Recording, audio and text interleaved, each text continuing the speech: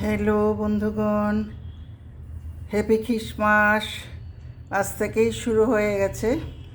আমি ওই তেল ছাড়া ডিমের কেক বানিয়েছি, কিন্তু দুঃখের বিষয় আজকে ওই ডিমটা বেশি ফুলেনি।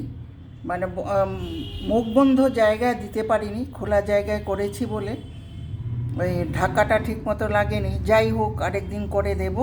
এটা তেল ছাড়া, মানে একটু মাখন আগে দিয়ে তেল ছাড়া এটা করতে হয়। কিভাবে পদ্ধতি, উপকরণ কি কি দিয়েছি সব লিখে দেব।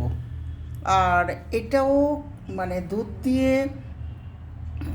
সুজি, নানা কিছু উপকরণ দিয়ে, হালকা ঘি দিয়ে, আমি তো তেল মশলা খুব অল্প দিয়ে করি।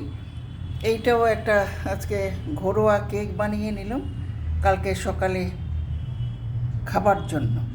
সৌন্দর্য কোনোই না, কিন্তু অল্প তেল দিয়ে, কারণ আমাদের তো বার্ধক্য, তো যার জন্য অল্প তেলে বা বিনা তেলে এগুলো ঘরোয়া আমি করি। যাই হোক, ভালো আর খারাপ ওই নিজের হাতে বানিয়েছি বলে শেয়ার করলাম। সবাই ভালো থাকবেন।